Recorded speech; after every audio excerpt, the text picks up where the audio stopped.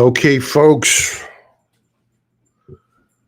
we are live. Welcome to Sunday Night Futures Live, and the markets are open. Welcome to a new trading week.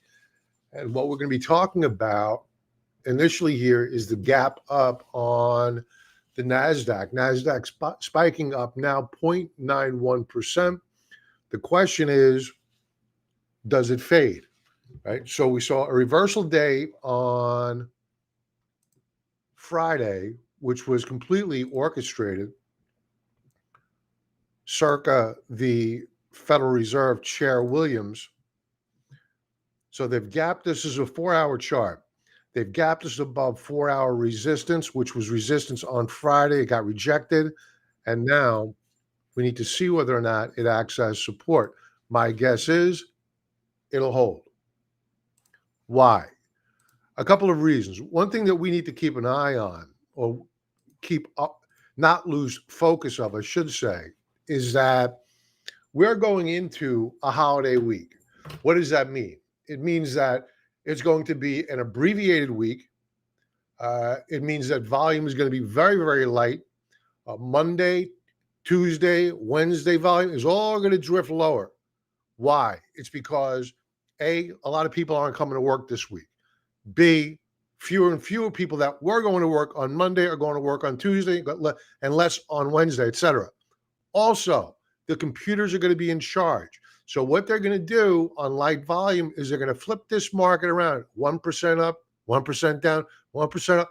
It's going to move in gyrations. It's not going to make sense. It's all because of light volume. So understand the mechanics of the market. Who's in control?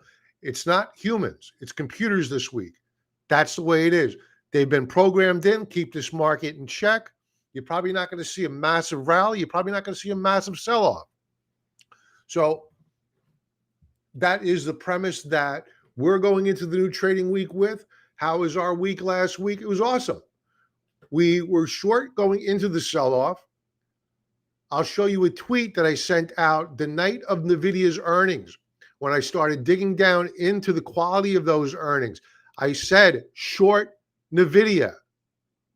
And that was about the top. The next morning, it never made it back to that post-market high after earnings, while the rest of the market was charging up higher. And I strongly encourage members, don't get shaken out. Don't go chasing this market. And sure enough, we had a big reversal candlestick. We ended up covering almost 25% of our short position on Friday. Nice little profit. Do I still carry a short? Yes. But what I wanted was more cash because I anticipated a reversal off of support. We got that.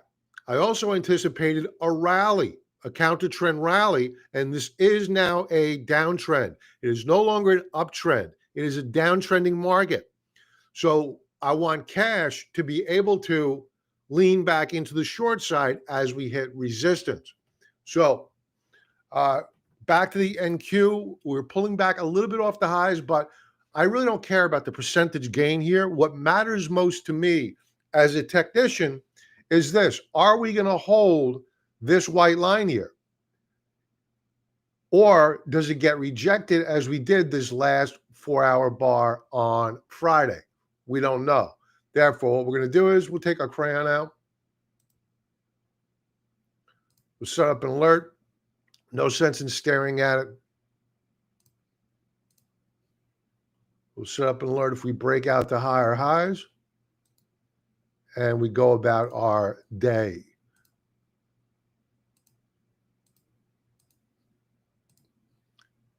Let's say hello to folks. We will be going over gold very, very shortly. Given the news on Friday, the Federal Reserve released. I guess it was the press that released the statement out of Fed Governor Williams that he was now in favor of rate cuts for December. So prior to that statement, you had a probability of a Federal Reserve rate cut at about, 40%. So it was improbable. Last I looked, it is now just shy of 70%. So that just because of that one statement was released on Friday, it caused the probability of a Fed rate cut to almost double, and it caused a turnaround in the equity markets. The problem is it's not enough. See, that is noise. NVIDIA is noise. What we're going to be talking about tonight are the mechanics of the market, advances versus decliners, aka breadth. I saw this one certified market technician who remained nameless on Twitter, X, and this guy's a certified market technician. That's a hard designation to get. I respect CMTs, and I happen to like this guy's work, but I could tell what he was doing. He posted a tweet, 444 of the S&P 500 stocks on Friday closed up. So that was a cheerleading of the market, right? That's all he was doing, was pumping his long. But when I replied to him, in essence, you're looking at one day. You're not focusing in on the structure of the market where you have about 60% of the stocks on the triple Qs trading down below their 50-day moving average. You have only about 40% of the stocks on the S&P 500 trading above the 50-day moving average. That's the structure. Right? We're going to talk about that more in a moment, but he's trying to take one day and turn it into a bull market when in reality, it's just a relief rally. It's all noise. He's not paying attention to the structure. He's not paying attention to the mechanics. That's what we do here. So moving on from the NQ, let's check in with the E-minis. All right, so the E-minis, 0.57%.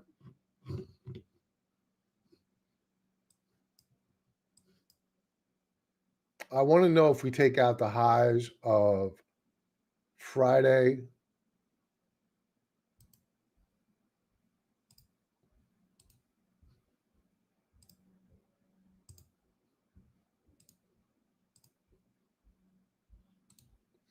And let's just set up an alert. Do we break to new lower lows?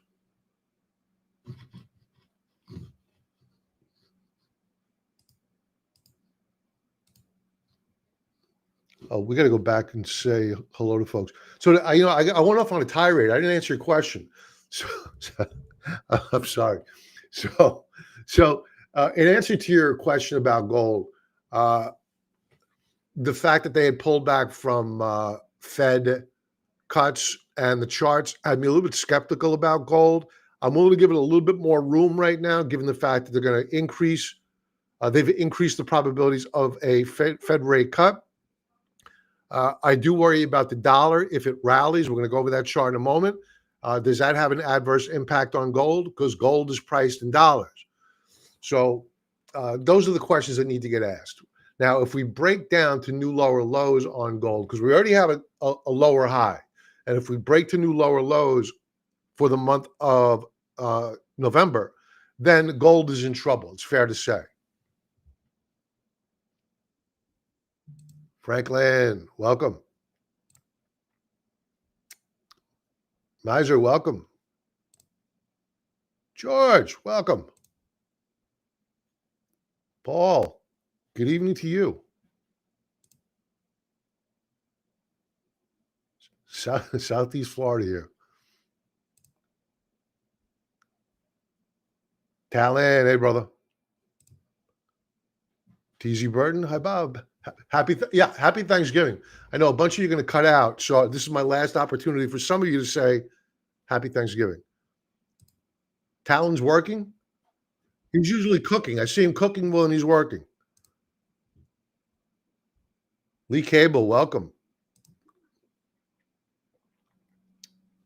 Enoch, am I saying your name right? Enoch, is that accurate? Good evening to you.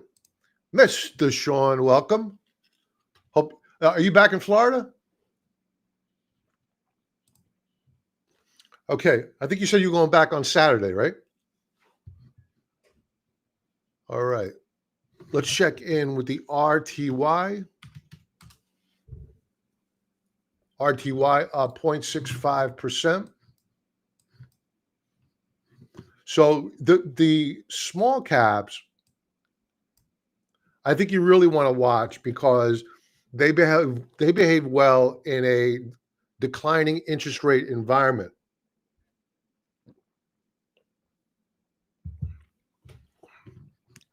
As do the mid caps, to be fair. EMD.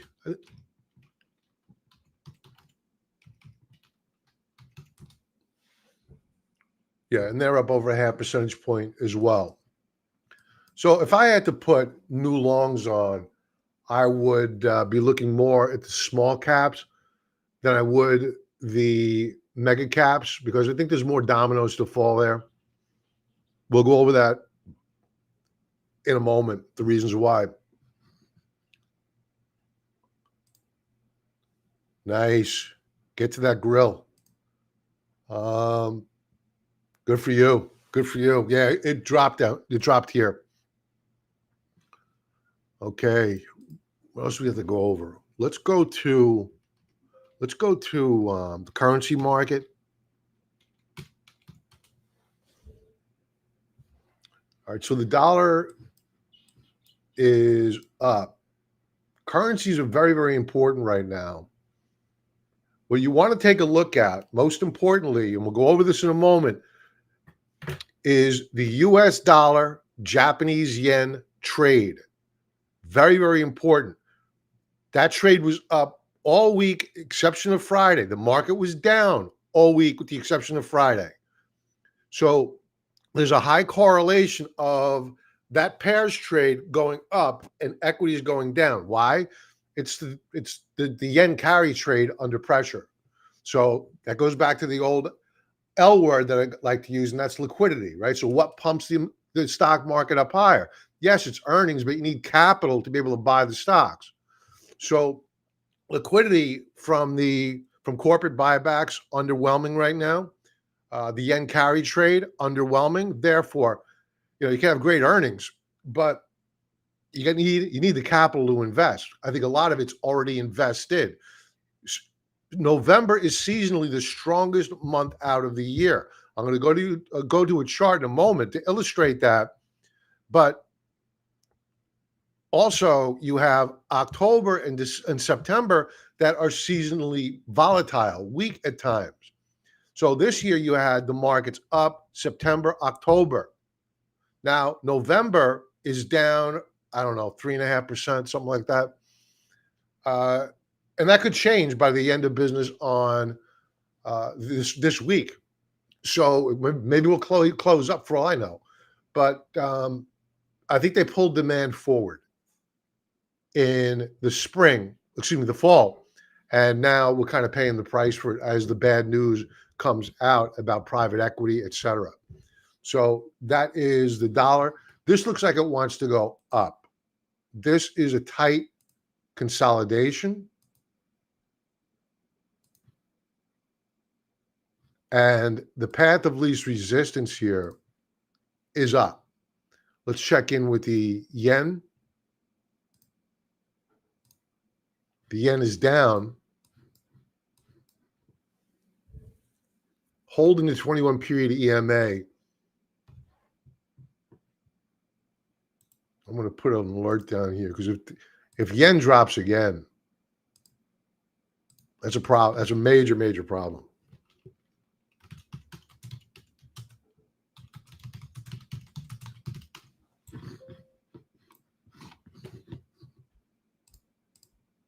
Okay. Euro. Euro was weak. I think it had a bearish reversal bar last week. And it did. So euro's under pressure, yen under pressure, dollar strong.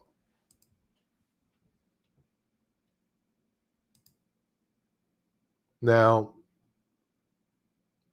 let's move on to crypto. I know XRP was up earlier. Yeah, it still is. Pulled back a bit. Here's the 4-hour view. So this is a relief rally. We need to hold this breakout point here.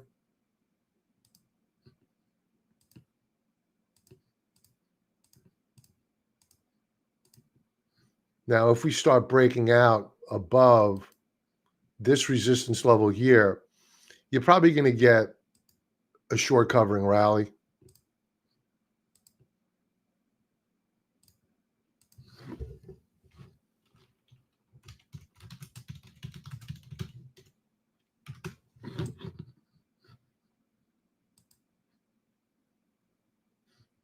Checking in with Bitcoin. Bitcoin up 3 1/3%. It looks like it's off of its highs though. It's up, but it's weak. It's not above this 4-hour downtrend line. So right now it remains, as does still XRP, in a downtrend. So clearly XRP, Bitcoin, even equities are not out of the woods yet. It looks good in the early going here. The question is, what kind of volume are we going to get? It's a very dangerous time to put on any big bets in these markets. So that's why I wanted to lighten up on the short side, have cash. We actually did some buying last week. We have the 7% dividend club, where I like to buy extremely beaten up stocks that are undervalued and are paying abnormally high yields. So the one we bought last week, it's a 12.5% yielder, cheap, and we're going to continue adding to that position. We have a couple of other ones. So right now, on a unweighted basis, it's yielding about, that portfolio is yielding about 10% yield. So, and that doesn't include net asset appreciation. So it's a nice portfolio. I'm going to be doing a lot more talking about the strategy and as the new website launches. So please stick around, like, subscribe. You know the deal. All right, let's take a look at energy.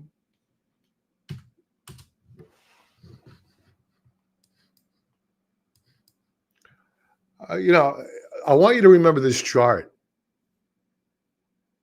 because I'm going to go over a graph from the Atlanta Federal Reserve in a little while. And I mean, it's almost silly, the way they report data relative to the underlying commodity complex. I'll go to that chart as soon as possible. I don't want to just tease you like this, but I have to. Here is the weekly view. Man, we're close to breaking to new weekly lows already.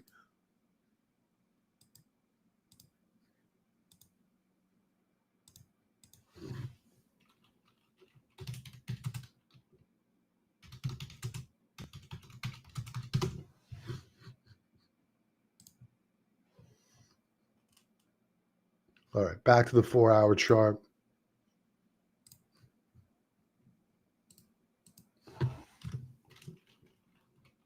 Let's go to nat gas. Nat gas opening down 2.29%. I wouldn't read too much into that. Natural gas had a very good week last week. It's setting up nicely on a weekly chart for a possible higher low. We booked profits in the natural gas trade, not last week. I think it was the week before last. But on any pullback and consolidation here, I'd be interested in reopening the position to the long side for a trade.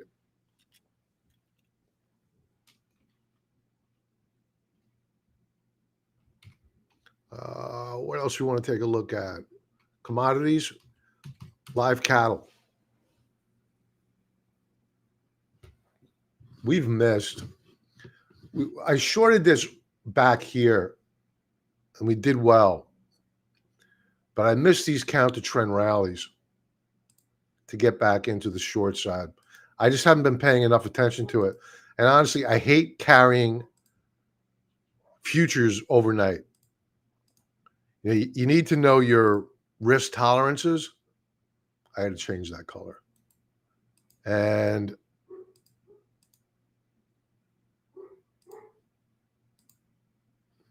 I just don't like carrying futures overnight. Keeps me up. What else we want to do? Oh, we didn't go over gold. Let's stick with the commodity space first with ag. We did cattle.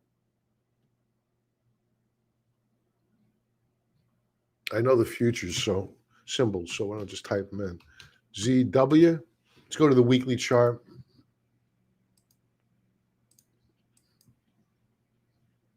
A big rejection last week. This is a good looking chart, consolidating last week. Well, I should say for the past few weeks at the support level. I don't think we're trading yet,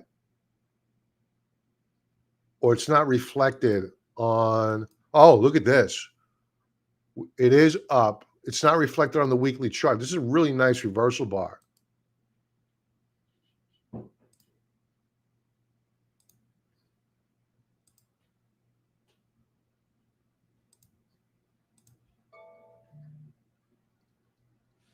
No, it's not. I'm going to try that one last time. There's a bug inside Thinkorswim. A lot of times I input it wrong, but a lot of times, okay, there's a bug that misreads it. All right, so opening up nicely here, wheat, soybeans. An okay week. It was up last week, but there was clearly some selling. So it looks like we're building a base, the right side of a cup. Yeah, buyers back here that are still in want their money back. ZC corn. This is not broken out. You do have a very, very nice Bollinger Band squeeze forming here. So if this breaks out, I mean, it's going to be a huge, huge rally on corn.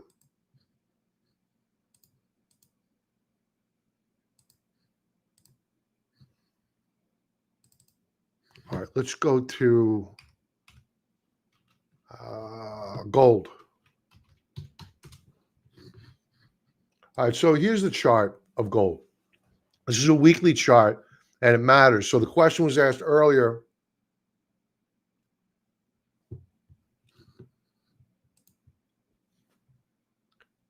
Thank you for that. I appreciate it, because I don't think that last alert took.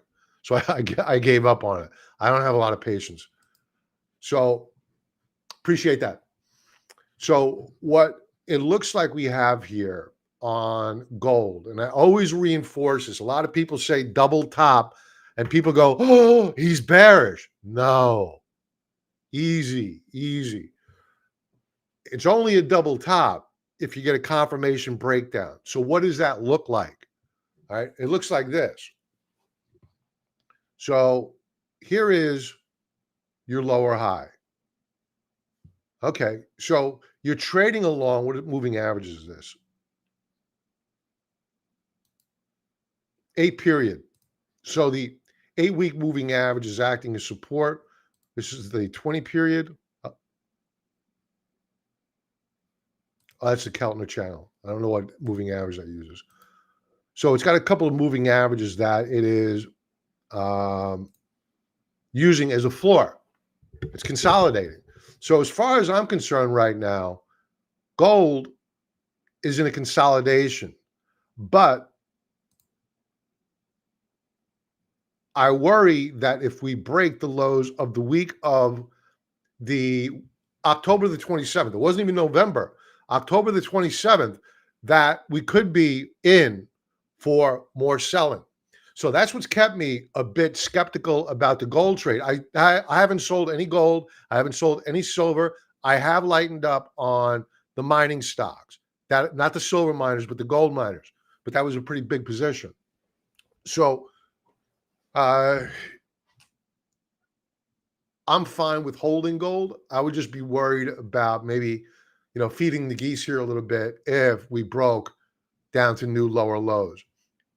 So right now, as far as I'm concerned, this chart here, if you were to ask me what's my take on it, I'm neutral. The path of least resistance is to the upside. Therefore, the probability of this getting resolved up is very, very good because that's the trend. So I remain bullish on gold, even longer term. But that doesn't preclude the possibility of us selling off if, let's say, the Federal Reserve decides no rate cut for December and the dollar pulls back, whatever the case may be. So I'm neutral to bullish on it, short term. Longer term, very, very bullish. And I'll tell you why in a little while. Let's check in with silver.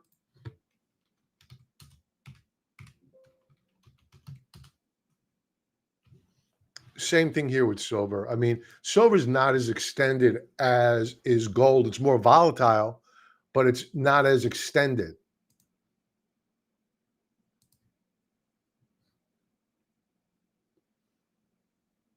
And we even put in an overshot double top here. But again, it's not a double top until you confirm to the downside, new lower lows. We're not there yet. We're just consolidating. We're doing nothing at this point. Would I get overly bullish? No. I think Lululemon. I'll be honest with you. I have a position in Lululemon. I sold a put spread on it, which is bullish, 145 strike price. So I would like for it to go up. It's at historical support.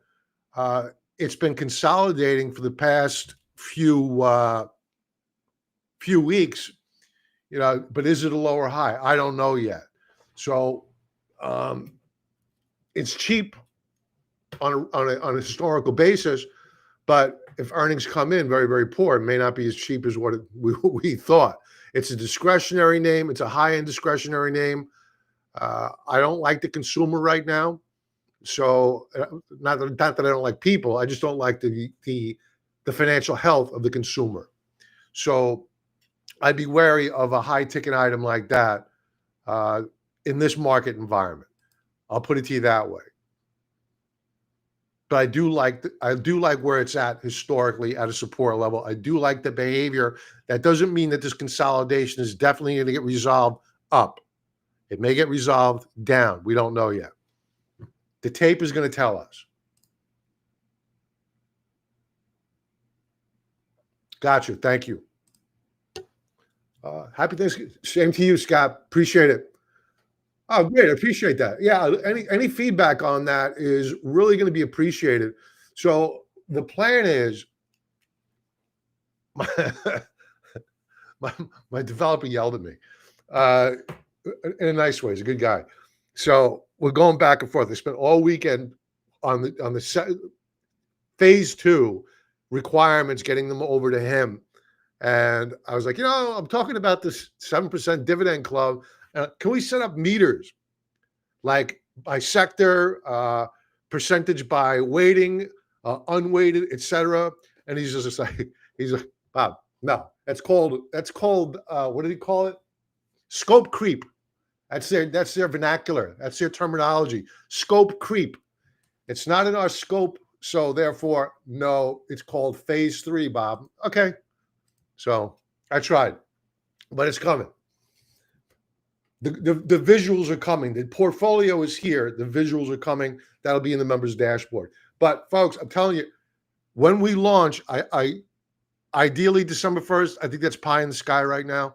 Probably the 15th, around that time, prices are going up. They have to go up. So lock in now.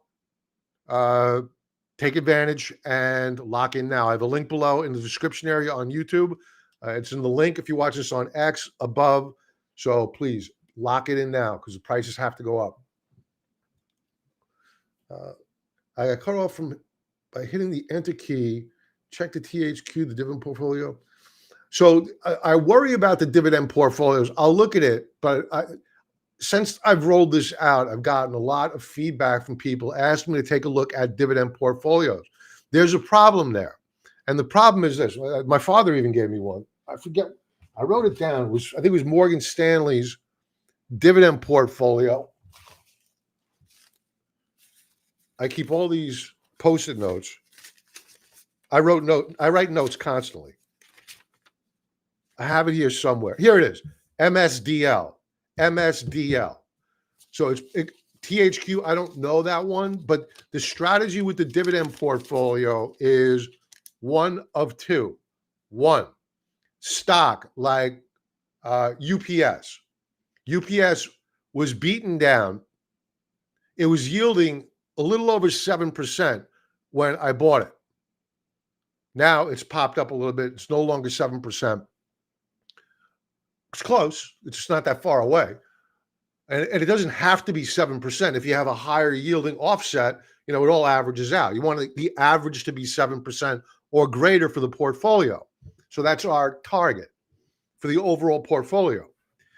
Now, the difference is with these dividend funds is that while you'll get that consistent stream of income, you do pay fees, A. B, you don't get the net asset value appreciation that you would if you're buying a beaten down high quality name. Because eventually the market's going to say, oh, look, we forgot all about UPS. The Federal Reserve is going to cut rates and they're going to go to quantitative easing again. We better buy transports. Boom, goes back up. So that's the thesis with one portion of that portfolio. The other portion of that portfolio is that we own a LNG play, liquefied natural gas play called FLNG. I've owned it for probably close to 2 years now. When I bought it, it was yielding a little over 13%, and now it's got an 11 handle. It's respectable, but when I bought it, it was in a multi-year consolidation. It is now broken out of that consolidation, and it's going up higher. So what we're focusing in on is yield plus net asset value appreciation. So while these funds look good for stable income, yeah, they may look good, but you're not going to get the net asset value appreciation. You want that stock price appreciation, if that makes sense.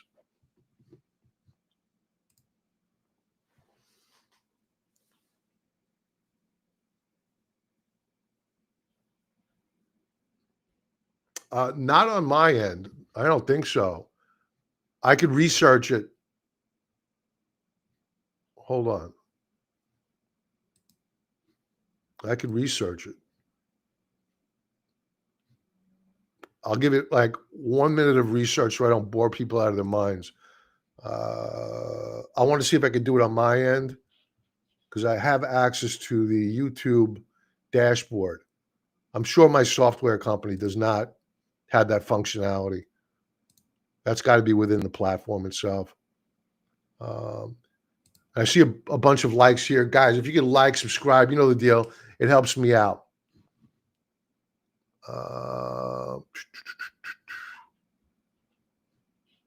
Edit. No, I don't have access to do that.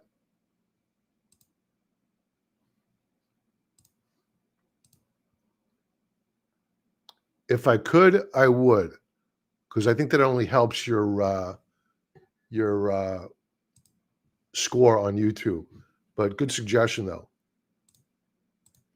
Bob, carry on, since this is something to remember. All right, thank you. All right.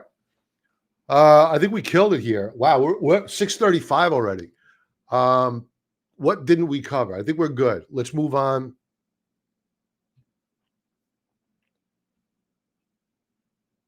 All right. Before we move on, sponsor, TrendSpider.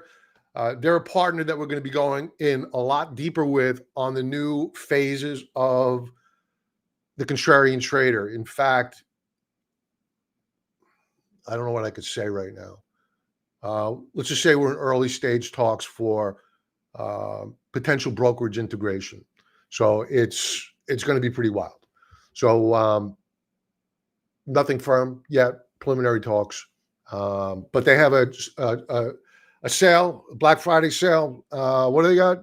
Up to 68% off. That's much better than the discount I could get you. Use my link to head on over there.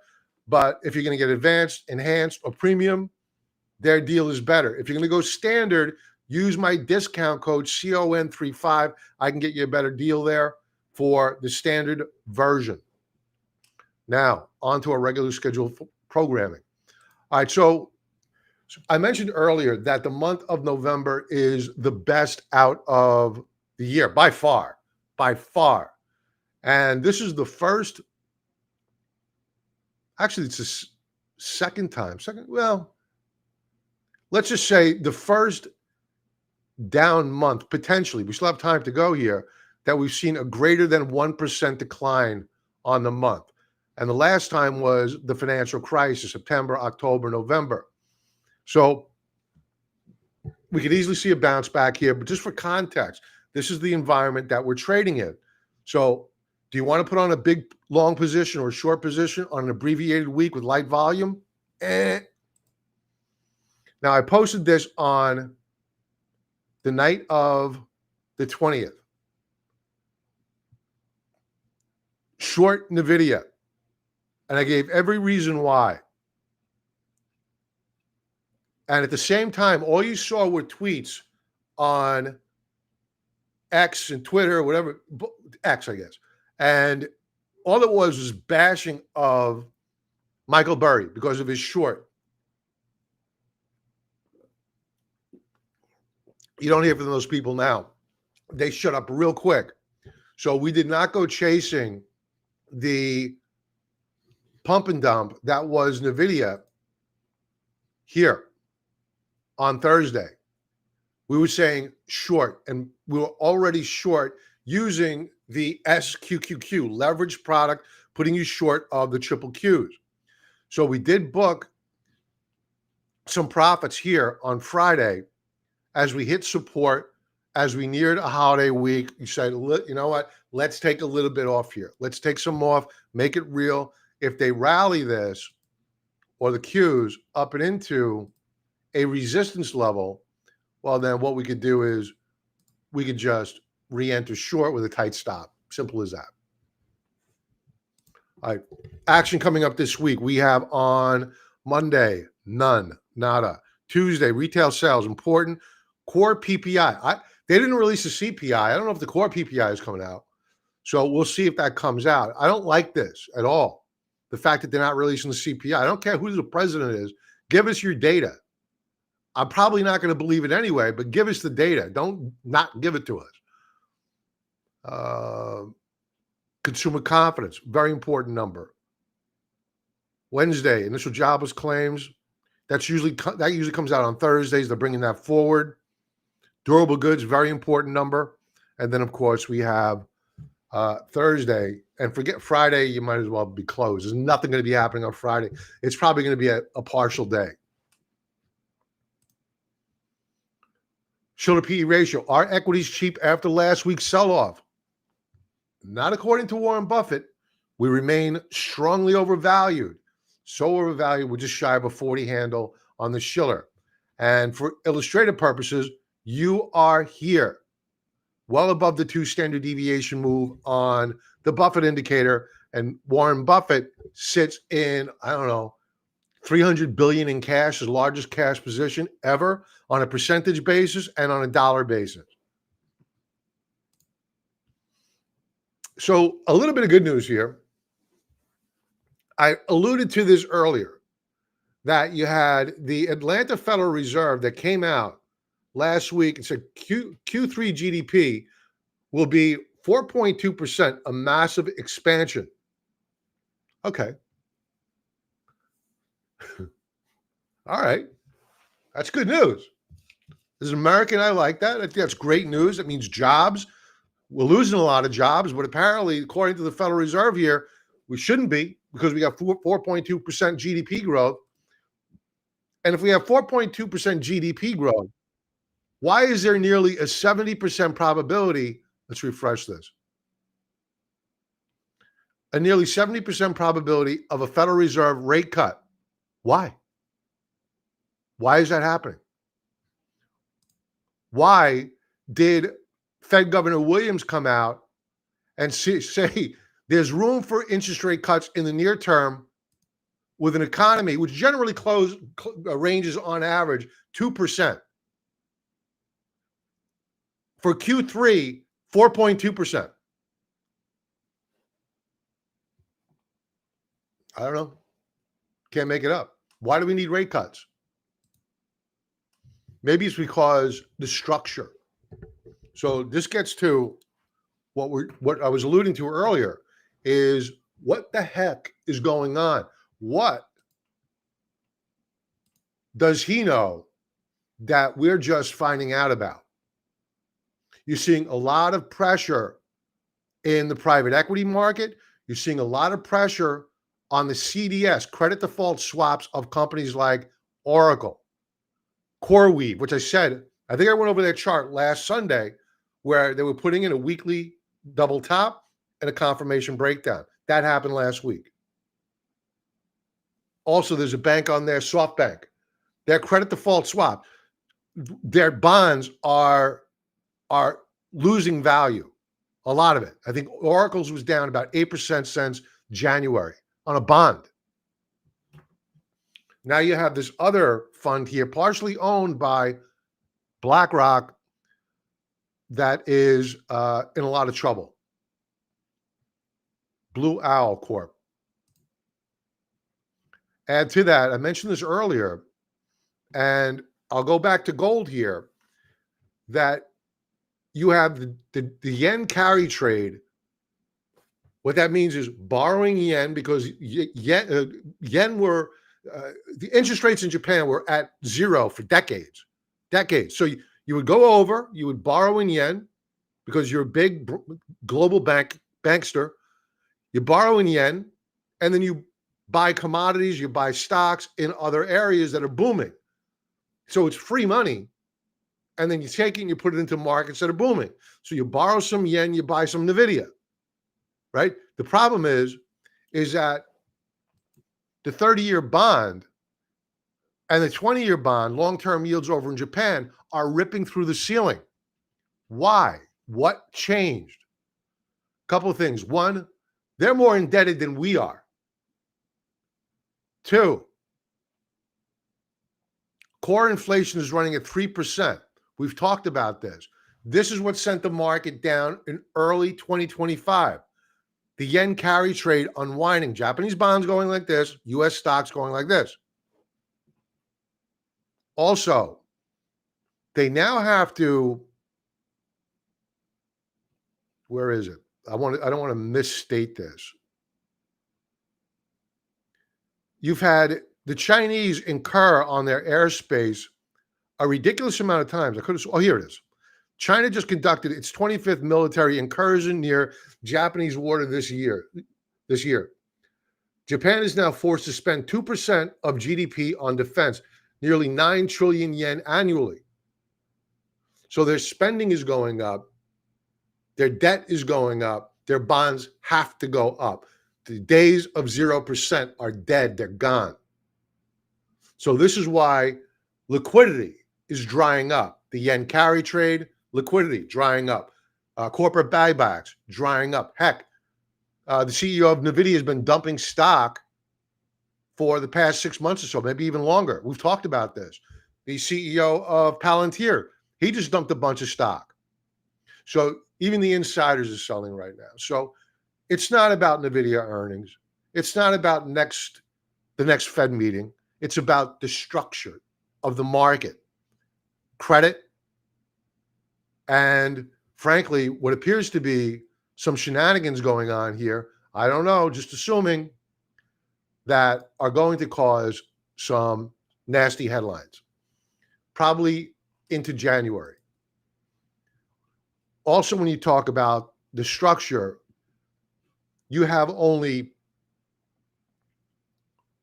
nearly 41% of the stocks on the S&P 500 trading above their 50-day moving average. That is just structural kryptonite. That's horrible breath. And I got a certified market technician on X tweeting about Friday and this pop-up higher. The hell are you doing? What is that all about? That's not news. You're a professional. You don't tweet hyperbolic news trying to get people to buy stocks. This is one of the reasons why I started the Contrarian Trader, to speak about this type of nonsense. And there was no Twitter back then, or X. I keep doing that. This is the product that we bought. There's no reason to harp on this. It's one of the reasons why we got out. We got really good premiums on getting out. We got out right off the bottom of the lows on Friday. So really great price. US dollar, Japanese yen trade. You can see here that there is a correlation. I have Qs here in line chart in black. Japanese yen carry trade moves up higher. Qs go down. We were down on Friday, US dollar, Japanese yen trade. What did the Qs do? They went up. What's the correlation? There is no correlation. It's negative. If you want a correlation, it's about 80% inversely correlated. So if this rips up through 160, look out below on the equity markets. Also, the yield curve, I bring this up from time to time because it's just been sitting here. And man, this looks like one bullish chart. I'm telling you, this is a monster bull flag setup. And if this thing breaks out, that means that there is blood in the streets. So if you don't like shorting, I understand 1,000%. Don't do it if you're uncomfortable with it. But keep cash on the sidelines because there's going to be great buying opportunities out there. You're going to need to stay liquid though. Let's do some chart requests. No, not at all. We have, so right now we're looking at opportunities that in stocks that are severely beaten up and that are paying a big fat dividend yield, abnormally high dividend yield relative to their history, and they're cheap. So even if I get it wrong and I enter too early, that the downside is limited, and I would welcome the opportunity to buy more stock at a cheaper price as long as there was no threat to the payout of that dividend, and that I'm confident that we have a great rebound, a rubber band effect once they go back to QE, because that's exactly what's going to have to happen here. This is the anticipation. This is the thesis of what we have, right? Since 2022, the Federal Reserve has been rolling off debt, with the exception of here. That was the regional bank crisis. And they've been rolling off debt. Heck, they even did it last week. Again, look at this.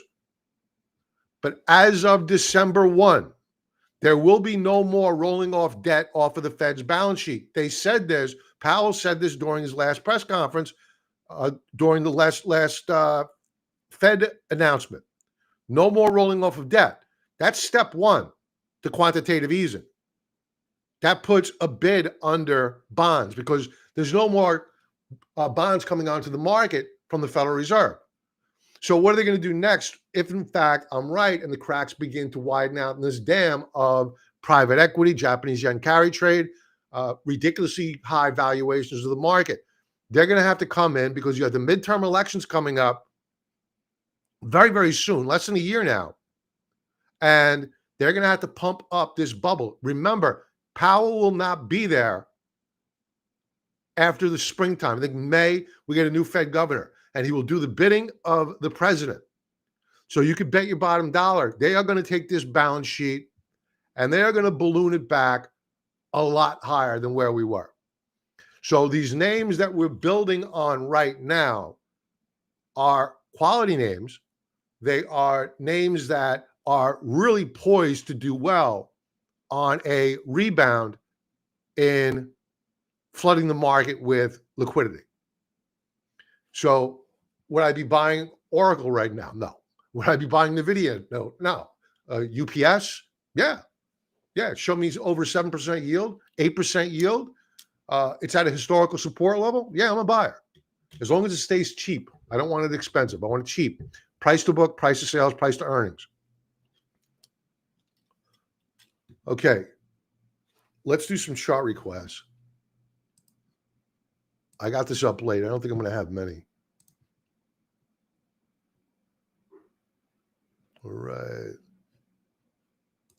We got a few. DB.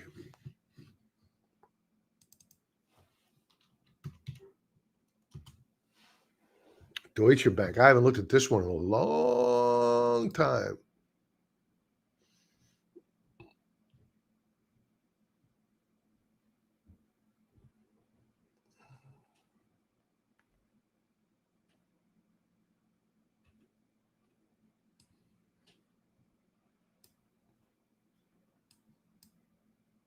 Wow, this has had some rally, huh?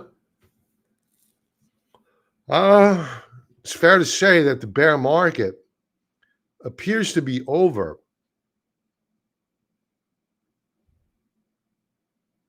Maybe.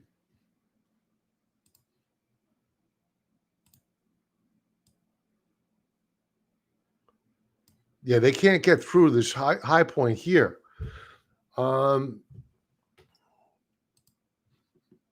I will keep this one really, really simple.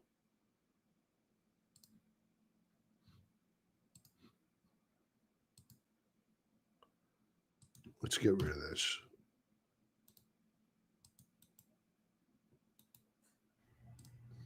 Let's throw up the automated trend lines. Okay, so it's not too far off where my trend line is here. Let me go to the weekly chart before I speak.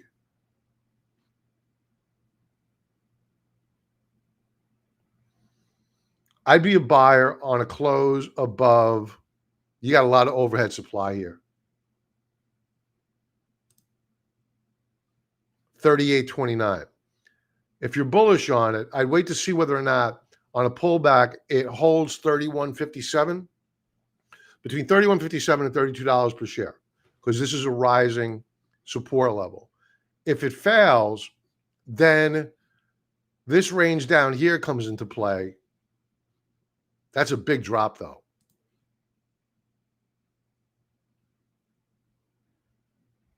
But you may see a bid at 27. So price target number one, 31.25, 31.50 to $32 per share. Price target number two, $27 per share. If it breaks that support level, that means that there's blood in the streets, and this comes down here to the low 20s. So I don't like the bearish. Let's go back to the monthly chart. I don't like all this topping action, and I don't like the bearish reversal bar so far on the month. That's a complete rejection. The only thing I could say here on the positive is that volume is going to probably come in a little bit light. So it's not a bloodbath in terms of price and volume. It's just not a good-looking candlestick. It's just if you take these months, August through present, in the aggregate, here, let's do this. Let's use a quarterly view, and let's reduce the noise. Clearly, on a quarterly chart, you have a wall of sellers here. Let's throw up a heat map. See back here.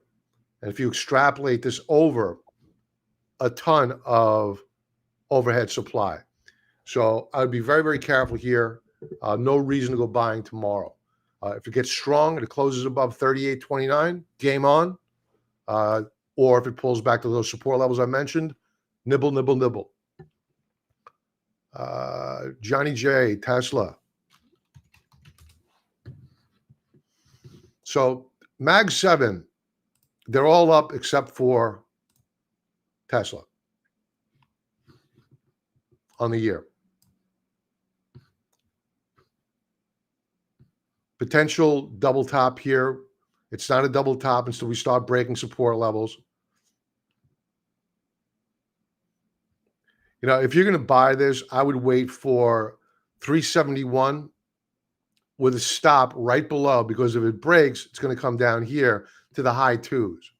So I would stay small in that opening position, have that stop tight below support levels. I'll let the market take you out.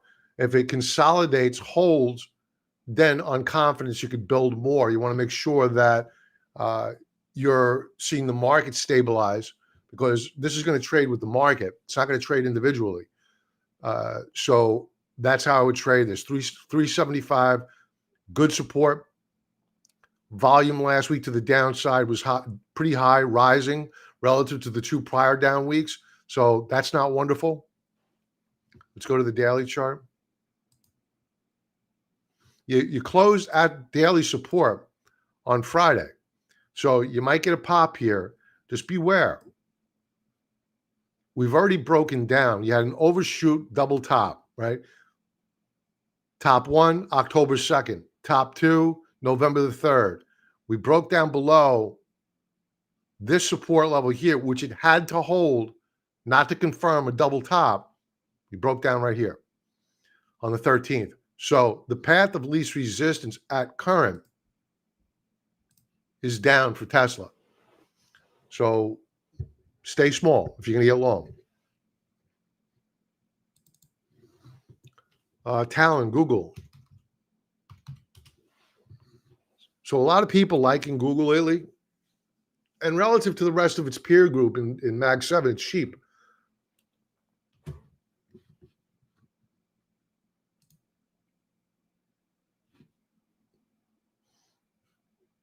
I think if we get a retest of 192.50, you could scratch the itch. And if we break out, get a follow through to the upside, you could buy this as a momentum trade. That's how I would play this. You had really, really good volume last week, daily view. You're going to get probably another retest of 293. Good volume on Friday.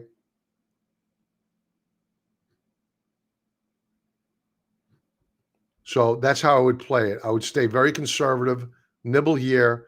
You see a break of 284.33. You may want to exit stage right. Watch the macro market. Watch the Qs. Watch the S&P 500. If they start rolling over, the chart of Google looks good, but it's not going to individually outperform for any length of time the entire market because margin calls go out. And your broker doesn't care what they have to sell. It's called forced liquidation. They sell anything. So it's not going to be impervious to the selling. So if the market stays stable, I expect Google to outperform, move up higher, especially if the Qs recover and move up higher. If they don't bet that they're going to outperform the market by it going up and the market going down. That's stinking thinking. That's bad. Fig. How my developer uses this. He keeps saying, I need Figma designs. I don't know what Figma designs are. He made me get an account with Figma. I don't know how to use it. Figma. The developers like it. All right, back to all seriousness here because this is a professional show. We do not mess around. So we're in a downtrend channel, obviously. I'm telling you the obvious, okay? However, I love these types of setups. I am a contrarian.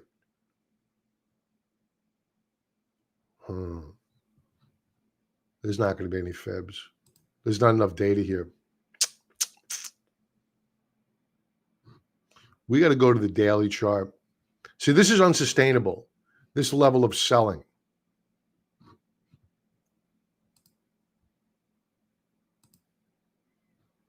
So this is not going to be an investment, but is there a short covering rally potential?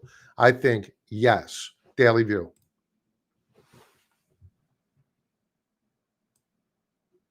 You have RSI 19. It was low. It was down to 15. Down volume, drying up.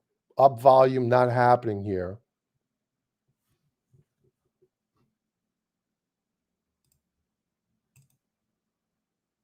Four-hour chart. I think you're going to get a short covering rally. We closed at 34.30.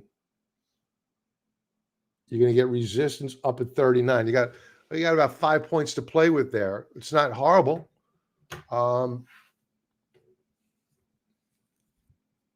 I would do this.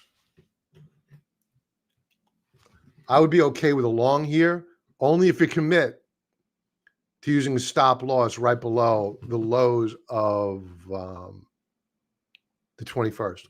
Got to get out. But you could see a short covering rally here. Let's bring up the fibs. There's no support there. Let's see what the candlesticks look like on the raindrops. No blue dojis. Let's go to the daily chart. No blue dojis. Weekly chart. No blue dojis. I think you're going to get a rally here. I think it's going to happen. And in fact, 30-minute chart, and this is getting really granular at this point. They were trying to break it out. Let's go to a 2-hour chart. I'm not a day trader. I think they're going to rally this. You have minimal downside, and for swing trade, I don't think it's an investment. I don't know the fundamentals here. So for swing trade on the charts, it looks like you're good for a pop. But I would not get comfortable. I would know my resistance lines and get out. And I also take a look at the short interest on it. Do you have the potential for a short covering rally, Lester? So that's really important as well. Michael, DLO.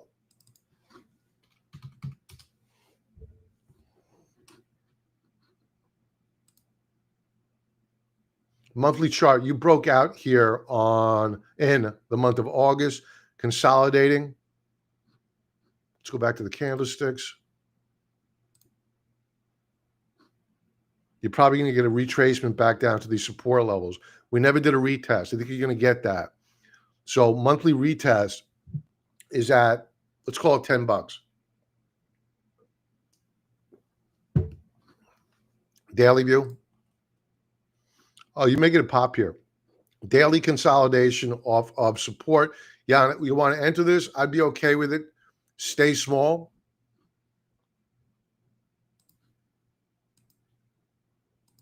You didn't have a breakout. I would try to make that last hour of trade or half hour of trade the time where if you're going to make the decision to execute your trade, do it then. Don't do it in the first hour. God forbid you do it in the first hour. Definitely don't do it during lunchtime. Wait for that final half hour of trade. And if it breaks out here, then you have a shot of it rallying up to 1264 and then maybe even up to $17 a share. So not too bad. All right, guys, let's go back to comments. Franklin, you are very welcome. Since you asked Bob, bacon cheeseburgers with homemade ham. Really? Really? Oh, you got to tell me about how you do that. That's got to be great. No, what are those oils they put in there? Corn flour oil or whatever junk they put in those things. You're welcome, Sean. Anytime, pal. My wife is yelling at me in Spanish, and my Vicks. That's awesome. All right, guys. Have an amazing Thanksgiving, and I will talk to you folks soon. Don't forget, take advantage of our soon-to-be ending current prices. They're going away. Link below. Take advantage of it. Everybody have a profit.